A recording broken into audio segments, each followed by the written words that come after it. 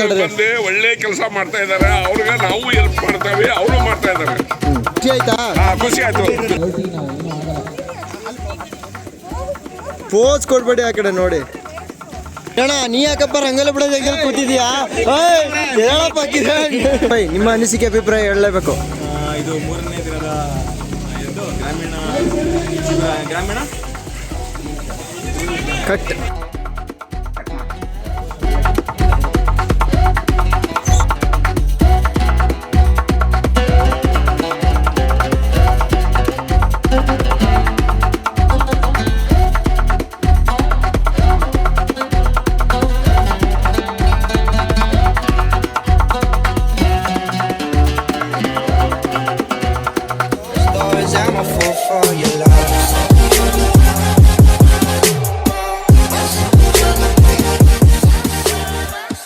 Rural camp 10 ಗಂಟೆಗೆ start ಆಗ್ತಾ ಇತ್ತು. 10 ಗಂಟೆ ಸ್ಟಾರ್ಟ್ ಆಗೋಕ್ಕಿಂತ ಮುಂಚೆ ಊರಿನ ಎಂಟ್ರೆನ್ಸ್ ಮತ್ತು ನಮ್ಮ ಕ್ಯಾಂಪ್ ಇದ್ದಂಥ ಜಾಗದಲ್ಲಿ ನಮಗೆ ಮೇನ್ ಟಾಸ್ಕ್ ಏನು ಅಂದರೆ ಆ ಬ್ಯಾನರ್ನ ಕಟ್ಟಬೇಕು. ಮತ್ತು ಸಾಯಂಕಾಲ ಆದಮೇಲೆ ಆ ಬ್ಯಾನರ್ನ ಬಿಚ್ಚಿ ಎತ್ತಿ ಒಂದು ಕಡೆ ಇಡಬೇಕಿತ್ತು ಸೇಫ್ ಜಾಗದಲ್ಲಿ.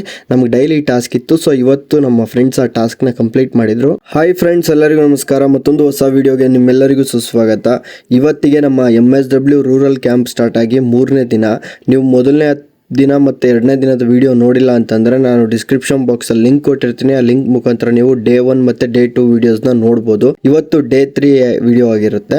ಇವತ್ತು ಡೇ 3ನಲ್ಲಿ ಏನೆಲ್ಲ ಆಯಿತು ಅನ್ನೋದ್ರ ಬಗ್ಗೆ ಈ ವಿಡಿಯೋದಲ್ಲಿ ಕಂಪ್ಲೀಟಾಗಿ ತಿಳಿಸ್ಕೊಡ್ತೀನಿ. ದಯವಿಟ್ಟು ವಿಡಿಯೋನ ಸ್ಕಿಪ್ ಮಾಡದೆ ಕೊನೆವರೆಗೂ ನೋಡಿ. ಮೊದಲನೇದಾಗಿ 10 ಗಂಟೆ ಸಮಯಕ್ಕೆ ನಮ್ಮ ರೂರಲ್ ಕ್ಯಾಂಪ್ ಸ್ಟಾರ್ಟ್ ಆಗ್ತಾ ಇತ್ತು. ಸೊ 10 ಗಂಟೆಗೆ ಎಲ್ಲರೂ ಕೂಡ ಬಂದು ರೂರಲ್ ಕ್ಯಾಂಪ್ಗೆ ಹಾಜರಾಗಿರ್ಬೇಕಿತ್ತು. ನಾನು ಕೂಡ ಹಾಜರಾಗಿದ್ದೆ, ನಮ್ಮ ಫ್ರೆಂಡ್ಸ್ಗಳೆಲ್ಲ ಕೂಡ ಹಾಜರಾಗಿದ್ದರು. ಇವತ್ತಿನ ಟಾಸ್ಕ್ ಬಂದ್ಬಿಟ್ಟು ನಮಗೆ ಶ್ರಮದಾನ ಅಥವಾ ಸ್ವಚ್ಛತಾ ಕಾರ್ಯಕ್ರಮ ಅಂತ. ಸೊ ನಾವು ನಮ್ಮ ರೂರಲ್ ಕ್ಯಾಂಪ್ ಆಯೋಜಿಸಿದ್ದ ಸುತ್ತಮುತ್ತ ಜಾಗ ಹಾಗೂ ಗ್ರಾಮದ ಪ್ರಮುಖ ಬೀದಿ ರಸ್ತೆಗಳಲ್ಲಿರುವಂತಹ ಕಸಗಳನ್ನು ತೆಗೆದು ಕ್ಲೀನ್ ಮಾಡುವಂಥದ್ದು ಇವತ್ತಿನ ನಮಗೆ ಟಾಸ್ಕ್ ಆಗಿತ್ತು. ಸೊ ಅದನ್ನು ನಾವು ಮಾಡೋಕ್ಕೆ ಎಲ್ಲರೂ ಕೂಡ ಗ್ಲೌಸ್ ಮತ್ತು ಮಾಸ್ಕ್ಗಳನ್ನ ತಗೊಂಡು ರೆಡಿ ಆದೋ. ಈ ನಮ್ಮ ಕೆಲಸಕ್ಕೆ ಭೋಗಲಿ ಪಟ್ಟಣ ಪಂಚಾಯಿತಿಯ ಅಧ್ಯಕ್ಷರುಗಳು ಹಾಗೂ ಪೌರ ಕಾರ್ಮಿಕರು ಇವರೆಲ್ಲ ಕೂಡ ನಮಗೆ ಸಹಾಯ ಮಾಡಿದ್ರು. ಅವ್ರ ಸಹಾಯದ ಮೂಲಕ ನಾವು ಪ್ರಮುಖ ರಸ್ತೆಗಳು ಹಾಗೂ ನಾವು ರೂರಲ್ ಕ್ಯಾಂಪ್ ಆಯೋಜಿಸಿದ್ದ ಸುತ್ತಮುತ್ತ ಜಾಗಗಳನ್ನು ಪೂರ್ತಿ ನೀಟಾಗಿ ಎಲ್ಲರೂ ಕೂಡ ಕ್ಲೀನ್ ಮಾಡೋಕ್ಕೆ ಸಹಕರಿಸಿದ್ರು. ಎಲ್ಲರೂ ಕೂಡ ಕ್ಲೀನಿಂಗ್ ಸ್ಟಾರ್ಟ್ ಮಾಡಿದ್ರು. ಫಸ್ಟ್ ನಮಗೆ ಮೇನ್ ಬೇಕಾಗಿದ್ದು ಪ್ಲಾಸ್ಟಿಕ್ಗಳನ್ನು ಸಪ್ರೇಟ್ ಮಾಡಿ, ಹಸಿ ಕಸ ಮತ್ತು ಒಣ ಕಸಗಳನ್ನ ಸಪ್ರೇಟ್ ಮಾಡಿ ನಾವು ಲೋಡ್ ಮಾಡಬೇಕಿತ್ತು. ಸೊ ನಾವು ಅದೇ ರೀತಿನೇ ಒಂದು ಕಡೆಯಿಂದ ಎಲ್ಲರೂ ಕೂಡ ಕ್ಲೀನಿಂಗ್ ಸ್ಟಾರ್ಟ್ ಮಾಡ್ದೋ. ನನಗೆ ಖುಷಿಯಾದ ವಿಚಾರ ಏನು ಅಂತಂದರೆ, ಕರ್ನಾಟಕದ ಯಾವ್ಯಾವುದೋ ಜಿಲ್ಲೆಗಳಿಂದ ಇದ್ದಂಥ ನಮ್ಮ ಸ್ಟೂಡೆಂಟ್ಸ್ಗಳು ಅಂದರೆ ನಮ್ಮ ಫ್ರೆಂಡ್ಸ್ಗಳೆಲ್ಲರೂ ಕೂಡ ಬಂದು ನಮ್ಮ ಮೈಸೂರನ್ನ ಕ್ಲೀನ್ ಮಾಡೋಕ್ಕೆ ಕೈ ಜೋಡಿಸಿದ್ರು. ಸೊ ಇದು ನಮ್ಮ MSW ಕ್ಯಾಂಪ್ನ ಟಾಸ್ಕ್ ಆಗಿರೋದ್ರಿಂದ ಸೊ ಎಲ್ಲರೂ ಕೂಡ ಕಂಪಲ್ಸರಿ ವರ್ಕ್ ಮಾಡಬೇಕಿತ್ತು. ಎಲ್ಲರೂ ಕೂಡ ಯಾವುದೇ ಮುಜುಗರ ಇಲ್ಲದೇ ಎಲ್ಲರೂ ಕೂಡ ಕೈ ಜೋಡಿಸಿ ನೀಟಾಗಿ ಕೆಲಸ ಮಾಡಿದ್ರು. ಒಗ್ಗಟ್ಟಿನಲ್ಲಿ ಬಲವಿದೆ ಅನ್ನೋದಕ್ಕೆ ಇದೇ ಸಾಕ್ಷಿ. ಎಲ್ಲರೂ ಕೂಡ ನೀಟಾಗಿ ಕ್ಲೀನ್ ಮಾಡಿದ ತಕ್ಷಣ ನಮಗೆ ಮೇನ್ ಇದ್ದಿದ್ದು ಕ್ಯಾಂಪ್ ಏನಿತ್ತು ಆ ಸರ್ಕಲ್ನಲ್ಲಿ ನಾವು ನೀಟಾಗಿ ಕಸ ಹೊಡೆದು ನೀರೆಲ್ಲ ಹಾಕಿ ನಮ್ಮ ಫ್ರೆಂಡ್ಸ್ ಎಲ್ಲ ರಂಗೋಲೆ ಬಿಟ್ಟರು. ಆ ರಂಗೋಲೆ ಬಿಟ್ಟು ಅಲ್ಲಿ ನಾವು MSW ರೂರಲ್ ಕ್ಯಾಂಪ್ ಅಂತೆಲ್ಲ ಬರೋದು ನೀಟಾಗಿ ರೆಡಿ ಮಾಡ್ದೋ. ಸೊ ಇದನ್ನೆಲ್ಲ ಕ್ಲೀನ್ ಮಾಡೋದೆಲ್ಲ ನೋಡಿದಂಥ ಗ್ರಾಮಸ್ಥರೆಲ್ಲ ಅವರು ಕೂಡ ಖುಷಿ ಪಟ್ಟರು. ನಮಗೂ ಕೂಡ ಒಂದು ಖುಷಿ ಆಯಿತು. ಸೊ ಇದ್ರ ಬಗ್ಗೆ ಕೂಡ ನಮ್ಮ ಫ್ರೆಂಡ್ಸ್ಗಳು ಏನೆಲ್ಲ ಹೇಳಿದ್ರು ಅನ್ನೋದನ್ನು ನಾನು ಈ ಕ್ಲಿಪ್ಪಲ್ಲಿ ಕಂಟಿನ್ಯೂ ಮಾಡಿದ್ದೀನಿ, ಅದನ್ನು ನೀವು ನೋಡ್ಬೋದು. ಸೊ ನಮ್ಮೊಂದು ಖುಷಿ ವಿಚಾರ ಏನು ಅಂತಂದರೆ, ಇದೇ ರೀತಿ ಪ್ರತಿಯೊಂದು ಗ್ರಾಮಗಳಲ್ಲೂ ಕೂಡ ತಿಂಗಳಿಗೊಂದ್ಸಲ ಎಲ್ಲ ಸ್ಟೂಡೆಂಟ್ಸ್ಗಳು ಸೇರಿಕೊಂಡು ಅಲ್ಲೆಲ್ಲ ಕ್ಲೀನಿಂಗ್ ಸ್ಟಾರ್ಟ್ ಮಾಡ್ತು ಅಂತಂದರೆ ನಮ್ಮ ಸುತ್ತಮುತ್ತ ನಮ್ಮ ಗ್ರಾಮಗಳನ್ನ ನಾವು ನೀಟಾಗಿ ಇಟ್ಕೋಬೋದು ಅನ್ನೋ ಒಂದು ಕಾನ್ಸೆಪ್ಟ್ ನಮ್ಗೆ ಬಂತು. ಸೊ ಈ ಐಡಿಯಾ ಕೂಡ ಚೆನ್ನಾಗಿದೆ. ಸೊ ಯಾರಾದರೂ ಈ ರೀತಿ ಮಾಡ್ತೀನಿ ಅಂತಂದರೆ ನಿಮ್ಮೂರಿನಲ್ಲಿ ನಿಮ್ಮ ಫ್ರೆಂಡ್ಸ್ಗಳನ್ನ ಕರ್ಕೊಂಡು ಸುತ್ತಮುತ್ತ ತಿಂಗಳಿಗೆ ಒಂದ್ಸಲ ಅಥವಾ 2-3 ತಿಂಗಳಿಗೆ ಒಂದ್ಸಲ ಕ್ಲೀನಿಂಗ್ ಪ್ರೊಸೆಸಿಂಗ್ ನೀವು ಮಾಡಿದ್ರೆ ನಿಮ್ಮ ಮನೆ ಸುತ್ತಮುತ್ತ ಮತ್ತು ನಿಮ್ಮ ಗ್ರಾಮನ ಕ್ಲೀನ್ ಮಾಡ್ಕೊಳ್ಳೋಕೆ ಸ್ಟಾರ್ಟ್ ಮಾಡಿದ್ರೆ ಸೊ ಇದೇ ರೀತಿ ಎಲ್ಲ ಗ್ರಾಮಗಳಲ್ಲೂ ಕಂಟಿನ್ಯೂ ಆಯಿತು ಅಂತಂದರೆ ಇದೊಂದು ಒಳ್ಳೆ ಇನಿಷಿಯೇಟ್ ಆಗುತ್ತೆ. ನಮ್ಮ ದೇಶಕ್ಕೂ ಕೂಡ ಮತ್ತು ನಮ್ಮ ಆರೋಗ್ಯಕ್ಕೂ ಕೂಡ ಒಳ್ಳೆಯದು. ಕ್ಲೀನಿಂಗ್ ಅನ್ನೋದು ಎಷ್ಟು ಇಂಪಾರ್ಟೆಂಟ್ ಅನ್ನೋದು ನಮಗೆ ಈ ಕ್ಲೀನಿಂಗ್ ಮಾಡಾದ್ಮೇಲೆ ಗೊತ್ತಾಯಿತು. ನಮಗೂ ಕೂಡ ತುಂಬ ಖುಷಿ ಆಯಿತು ಇದನ್ನೆಲ್ಲ ಮಾಡಿ. ಊರಿನವರು ಕೂಡ ಖುಷಿ ಪಟ್ಟರು. ಮತ್ತು ನಮ್ಮ ಗುಂಜಲ್ ಸರು ಮತ್ತು ನಮ್ಮ ಸುಖೇಶ್ ಸರು ಇವ್ರುಗಳು ಕೂಡ ನಮ್ಮ ಕೆಲಸನ ನೋಡಿ ತುಂಬ ಖುಷಿ ಪಟ್ಟರು.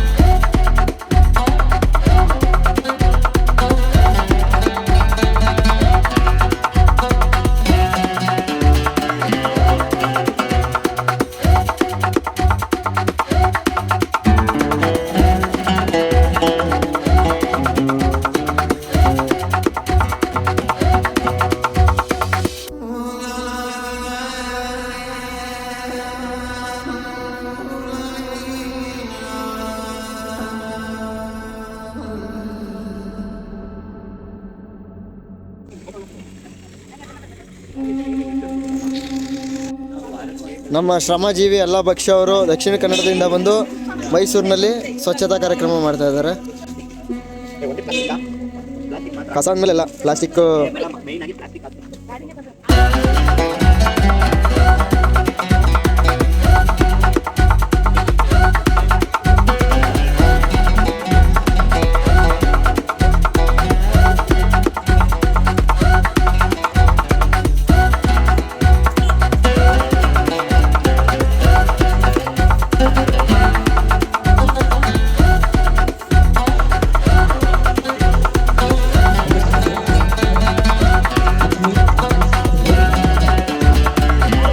ಕೊಡ್ಬೇಡಿ ಆ ಕಡೆ ನೋಡಿ.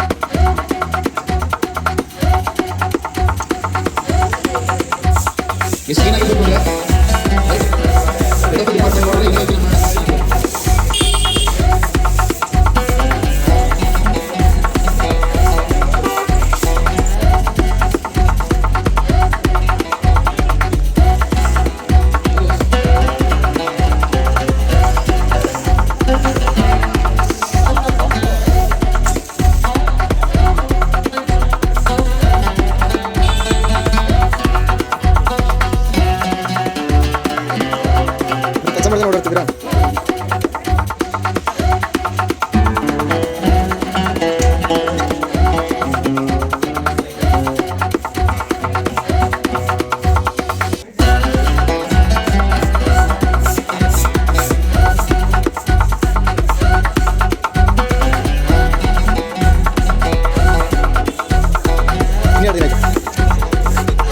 ಇವತ್ತೊಂದೇ ಅಷ್ಟೇ ಕೇಸು ಓಪನ್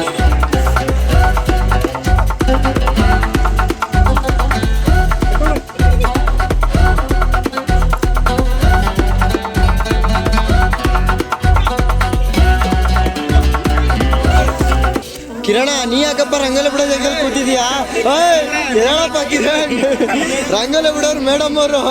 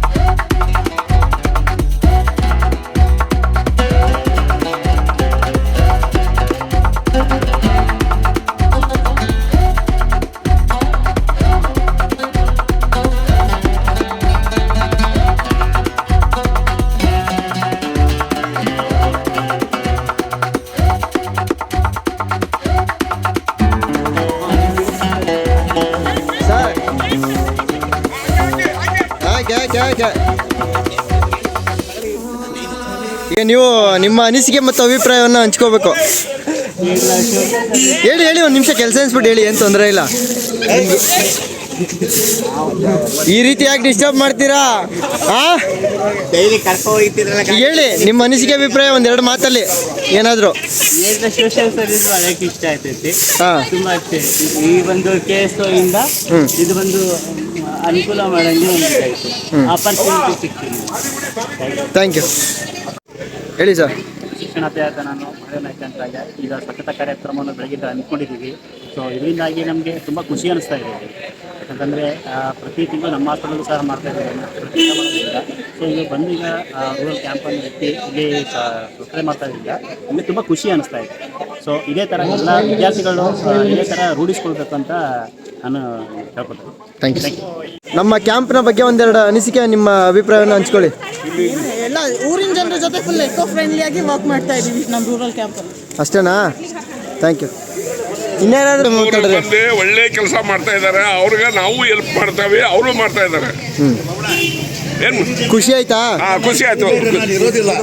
ನಾನು ಭೋಗಾದಿ ತನಕ ಹೋಗ್ಬೇಕು. ನಿಮ್ಮ ಅನಿಸಿಕೆ ಮಾತು ಬೇಗ. ಇದಾಗಿದೆ. ನಿಮ್ಮ ಅನಿಸಿಕೆ ಮಾತು ಹೇಳಿ. ಯಾವ ಬಗ್ಗೆ? ಸ್ವಚ್ಛತಾ ಕಾರ್ಯಕ್ರಮದ ಬಗ್ಗೆ. ಎಲ್ಲ ಸ್ಟೂಡೆಂಟ್ಸು ಮೇಡಮ್ ಫಸ್ಟ್ ಇದನ್ನ ಒಂದು ತಗೊಡ್ತೀನಿ ವಿಡಿಯೋ, ಆಮೇಲೆ ನೀವು ಮಾಡೋರಿ. ಮೇಡಮ್ ಅವರು ಹಾಂ ಹೇಳಿ. ಮೇಡಮ್ ಮಾಸ್ಕ್ ಕೋವಿಡ್ ಇಲ್ಲ. ಹೇಳಿ ಸರ್. ಕರ್ನಾಟಕ ರಾಜ್ಯ ಮುಕ್ತಾಯಿತೋದ್ಯಮಿಗಳಿಗೆ MSW ಸೆಕೆಂಡ್ ಇಯರ್ ವಿದ್ಯಾರ್ಥಿಗಳಿಗೆಲ್ಲ ಮರಟಿ ಕ್ಯಾಪ್ನಹಳ್ಳಿ ಗ್ರಾಮದಲ್ಲಿ ಭೋಗಾದಿ ಪಟ್ಟಣ ಪಂಚಾಯತಿ ವ್ಯಾಪ್ತಿಯಲ್ಲಿ ಬರುವ ಮರಟಿ ಕ್ಯಾಪ್ನಹಳ್ಳಿ ಗ್ರಾಮದಲ್ಲಿ ಸ್ವಚ್ಛತಾ ಅಭಿಯಾನವನ್ನು ಹಮ್ಮಿಕೊಂಡಿದ್ದು ಎಲ್ಲ ವಿದ್ಯಾರ್ಥಿಗಳೊಂದಿಗೆ ಊರಿನ ಎಲ್ಲ ಸ್ವಚ್ಛತಾ ಕಾರ್ಯವನ್ನು ನಿರ್ವಹಣೆಯಲ್ಲಿ ಮುಗಿಸಿದ್ದೀವಿ. ಕಿರಣ್ ಭಾಯ್, ನಿಮ್ಮ ಅನಿಸಿಕೆ ಅಭಿಪ್ರಾಯ ಹೇಳಲೇಬೇಕು. ಇದು 3ನೇ ದಿನದ ಇದು ಗ್ರಾಮೀಣ ಶಿಬಿರ, ಗ್ರಾಮೀಣ ಕಟ್ ಗ್ರಾಮೀಣ ಕಾರ್ಯಕ್ರಮದಲ್ಲಿ ಸ್ವಚ್ಛತೆ ಕಾರ್ಯಕ್ರಮ ಹಮ್ಮಿಕೊಂಡಿದ್ದೀವಿ. ಈ ಕೆಲಸದಲ್ಲಿ ನಡೆದಿರೋದ್ರಿಂದ ಈ ದಿನದ ಸ್ವಚ್ಛತೆ ಕಾರ್ಯಕ್ರಮದಲ್ಲಿ ನಮ್ಮ ಸಮಾಜದ ಕಾರ್ಯದ 58 ಜನ ವಿದ್ಯಾರ್ಥಿಗಳು ಸೇರಿಕೊಂಡು ಈ ಗ್ರಾಮದ ಸ್ವಚ್ಛತೆಯನ್ನು ಮಾಡುವಂಥ ಕಾರ್ಯಕ್ರಮವನ್ನು ಹಮ್ಮಿಕೊಂಡಿದ್ದೀವಿ. ಹಾಗೂ ನಮಗೆ ಈ ಗ್ರಾಮದ ಸ್ವಚ್ಛತೆಗೆ ಪುರಸಭೆಯ ಕೆಲವು ಕಾರ್ಮಿಕರು ಸ್ವತಃ ನಮ್ಮ ಜೊತೆ ಸೇರ್ಕೊಂಡು ನಮಗೆ ಸಪೋರ್ಟ್ ಮಾಡ್ತಾ ಇದ್ದಾರೆ.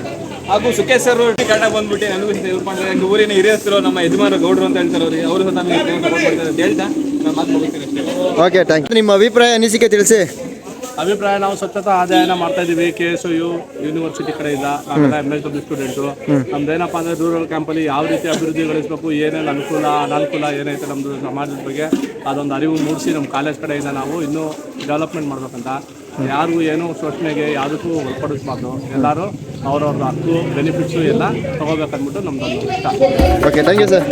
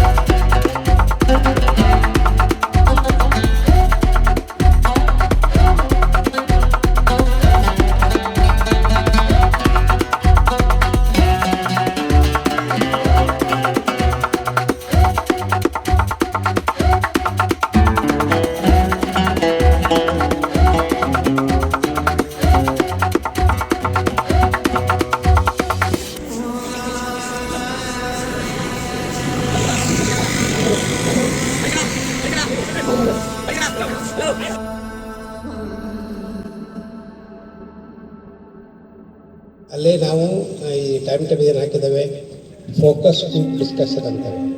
ಫೋಕಸ್ ಗ್ರೂಪ್ ಡಿಸ್ಕಷನ್ ಇದೆ. 4-5 ಮಹಿಳೆಯರಿಗೆ ಆ ಒಂದು ವಿಷಯದ ಬಗ್ಗೆ ನೀವು ಅವರಿಗೆ ಮಾಹಿತಿ ತಗೊಳ್ಬೇಕು. ಅದರ ಫೋಟೋಗ್ರಾಫಿ ಮಾಡ್ಬೇಕು. ಪೋಷಿಯಲ್ಲಿ ಯಾರು ಕೆಲಸ ಮಾಡ್ತಿದ್ದಾರೆ ಅವ್ರಿಗೆ ಕರ್ಕೊಂಡು ಬರೋದಿಲ್ಲ. ಯಾರು ವಾಲಂಟಿಯರ್ ಕುಂಚು ಕಾಂಟ್ಯಾಕ್ಟ್ ಮೇಲೆ ಅವ್ರ ಜೊತೆಗೆ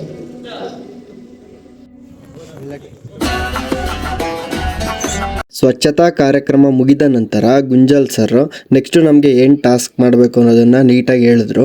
ಆ ಟಾಸ್ಕ್ ಏನು ಅಂತಂದರೆ ಪ್ರತಿಯೊಂದು ವಿದ್ಯಾರ್ಥಿಯು ಕೂಡ ಕನಿಷ್ಠ 3 ಮನೆಗೆ ಹೋಗಿ ಡೇಟಾ ಕಲೆಕ್ಟ್ ಮಾಡಬೇಕಿತ್ತು. ಆ ಡೇಟಾ ಕಲೆಕ್ಟ್ ಮಾಡೋಕ್ಕೆ ನಮಗೆ ಒಂದು 3 ಶೀಟ್ಸ್ ಕೊಟ್ಟಿದ್ರು. ಆ ಶೀಟ್ಸಲ್ಲಿ ಕ್ವಶನ್ಸ್ ಇತ್ತು. ಸೊ ಮನೆಯಲ್ಲಿ ಎಷ್ಟು ಜನ ಇದ್ದಾರೆ, ಎಷ್ಟು ಜನ ತೀರೋಗಿದ್ದಾರೆ, ಮತ್ತು ಅವ್ರಿಗೆ ಅಂಗನವಾಡಿಯಿಂದ ಫೆಸಿಲಿಟಿ ಬರ್ತಾ ಇದೆಯಾ, ಈ ಥರ ತುಂಬ ಕ್ವಶನ್ಸ್ ಇತ್ತು ಆ 3 ಶೀಟ್ಸ್ಗೂ. ಆ ಶೀಟ್ಸಲ್ಲಿ ಏನೇನು ಕ್ವಶನ್ಸ್ ಇದೆ ಆ ಕ್ವಶನ್ಸ್ನ ನಾವು ಇಂಟ್ರ್ಯಾಕ್ಟ್ ಮಾಡಿ ಆ ಮನೆಯವ್ರ ಜೊತೆ ಅಷ್ಟಕ್ಕೂ ಆನ್ಸರ್ ಬರ್ಕೊಬಂದು ಆ ಡೇಟಾನ ನಾವು ಸಬ್ಮಿಟ್ ಮಾಡಬೇಕಿತ್ತು. ಇದು ಕಾನ್ಫಿಡೆನ್ಷಿಯಲ್ ಆಗಿರೋದ್ರಿಂದ ಈ ಡೇಟಾನ ನಾನು ಶೋ ಮಾಡೋಕ್ಕಾಗಲ್ಲ. ಸೊ ಅದರಿಂದಾಗಿ ಆ ಫೋಟೋಸ್ನ ಶೋ ಮಾಡ್ತಾಯಿಲ್ಲ. ಬೇಕಾದ್ರೆ ನಿಮಗೆ ಆ ಕ್ವಶನ್ಸ್ ಏನಿತ್ತು ಅನ್ನೋದನ್ನು ನಿಮಗೆ ಶೋ ಮಾಡ್ತೀನಿ, ನೀವು ನೋಡ್ಕೋಬೋದು. ಕಾಲೇಜ್ಗೆ ಇದೇ ನಮ್ಮ ಹೋಮ್ವರ್ಕ್, ಮಕ್ಳಿಗೆ ಹೋಮ್ವರ್ಕ್ ಬರ್ಸ್ತಾರೆ ABCD. ಆ ಥರ ನಮ್ಮ ಅಂತವ್ರಿಗೆ ಇದೇ ಹೋಮ್ವರ್ಕ್. ಯಾಕೆ ಇದು ಬರೆಯೋದು ಅಂದರೆ ನಾಳೆ ದಿನ ಸಮಾಜ ಕಲ್ಯಾಣ ಇಲಾಖೆಗೆ ನಾವು ಹೋದಾಗ ಅಲ್ಲಿ ನೀವು ಕೆಲಸ ಕಾರ್ಯಗಳೇನು, ನೀನೇನು ಮಾಡಬೇಕು ಅನ್ನೋದಕ್ಕೆ ನಮಗಿದು ಎಕ್ಸಾಂಪಲ್. ಅದಕ್ಕೆ ನಿಮ್ಮ ಹೆಸರು, ನಿಮ್ಮ ವಯಸ್ಸು, ಮನೇಲಿ ಎಷ್ಟು ಜನ ಅವ್ರೆ, ಮದುವೆ ಆಗಿದೆಯಾ, ಮದುವೆ ಆಗಿಲ್ಲ ಅಂದ್ರೆ ಯಾರು ಫೈನಾನ್ಸಿಯರ್ ಇದ್ದಾರ, ಅವ್ರಿಗೆ ಫೈನಾನ್ಸಿಯರ್ಗೆಲ್ಲ ಏನಾದ್ರು ಪೌಷ್ಟಿಕ ಆಹಾರ ಕೊಡ್ತಾರ ಸರ್ಕಾರದಿಂದ, ಇದೆಲ್ಲ ಮಾಹಿತಿಗಳು ನೀವು ಹೇಳ್ಬೇಕಾಯ್ತು. ಅದಕ್ಕೆ ಈ ಡೇಟಾ ಕಲೆಕ್ಟ್ ಮಾಡೋದು ಪ್ರತಿಯೊಬ್ಬರಿಗೂ ಇಂಡಿವಿಜುವಲ್ ಟಾಸ್ಕ್ ಆಗಿತ್ತು. ಬೇಕಾದ್ರೆ ಜೊತೆಗೆ 2-3 ಜನ ಹೋಗ್ಬೋದಿತ್ತು. ಬಟ್ ಒಂದು ಮನೆಯಲ್ಲಿ ಒಬ್ಬರೇ ಡೇಟಾ ಕಲೆಕ್ಟ್ ಮಾಡಬೇಕು. ಹಿಂಗೆ ಡಿಫ್ರೆಂಟ್ ಮನೆಗಳಲ್ಲಿ 3 ಮೆಂಬರ್ಸ್ದು 3 ಫ್ಯಾಮಿಲೀಸ್ದು ನಾವು ಡೇಟಾ ಕಲೆಕ್ಟ್ ಮಾಡಬೇಕಿತ್ತು. ನಾವು ಕೂಡ ಎಲ್ಲರೂ ಕೂಡ ಫ್ರೆಂಡ್ಸು ಗುಂಪಾಗಿ ಹೋದೋ, 1-2 ಮೆಂಬರ್ಸ್ 3 ಮೆಂಬರ್ಸ್ ಈ ಥರ ಹೋದೋ. ನಾವು ಒಂದು ಕಡೆಯಿಂದ ಹೋದೋ, ಎಲ್ಲ ಒಂದೊಂದು ಕಡೆ ಬೀದಿಗಳಲ್ಲಿ ಹೋಗಿ ಎಲ್ಲರೂ ಕೂಡ ಡೇಟಾ ಕಲೆಕ್ಟ್ ಮಾಡಿದ್ರು. ಡೇಟಾ ಕಲೆಕ್ಟ್ ಮಾಡ್ಕೊಂಡು ಬರೋ ಅಷ್ಟರಲ್ಲಿ ಆಲ್ಮೋಸ್ಟ್ ಊಟದ ಟೈಮ್ ಆಗಿತ್ತು 1:30. ಸೊ ಲಂಚ್ ಬ್ರೇಕ್ ಟೈಮ್ ಕೊಟ್ಟರು.